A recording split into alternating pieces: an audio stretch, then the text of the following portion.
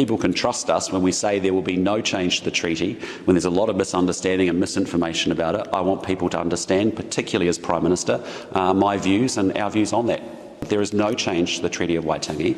There is no change to any treaty settlements. The treaty is our past, present and future. The treaty has been very important to New Zealand's history. We've wrestled with it. We've gone up and down, and we've had challenges around it. It's caused pain for people, but we've actually entered into that reconciliation process, I think, very constructively as a country, and that's what we want to continue to do as we go forward. But let me deal with the Treaty Principles Bill. I've spoken extensively about it in the weeks preceding Waitangi. I've spoken extensively about it with the iwi leaders that I've been meeting with now for over 6 months. And the reality is this: we as a national party have the Treaty of Waitangi as a foundational element of our constitution. We do not support going to a referendum. For the ACT Party, that was a bottom line in their negotiation. We took a lot. It was one of the major sticking points in the negotiation. We came to a compromise. That's the reality of an MMP environment, and what we agreed to is we'll support it to first reading, but not beyond that. The treaty is not changing, and despite all the misinformation and misunderstanding that I've seen out there on social media, there is no change to the treaty. And as I said, our position on the Treaty Principles Bill is very clear. We're not supporting it beyond first reading.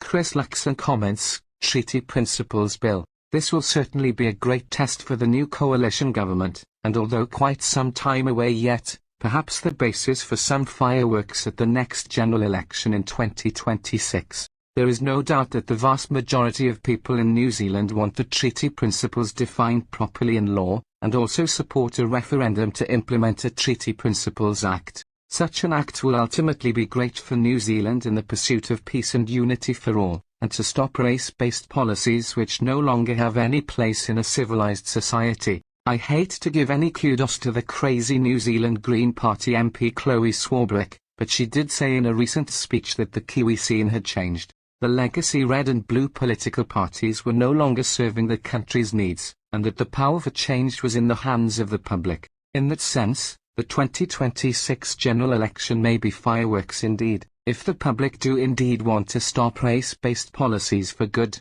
by having a referendum for a Treaty Principles Act. Then we may see New Zealand ACT and New Zealand First running the country next time around, with the traditional legacy parties playing second fiddle, desperately negotiating for a seat at the table. The power of the people sounds good, time will tell. Thank you for listening. Geraint, on behalf of WhangareiTim.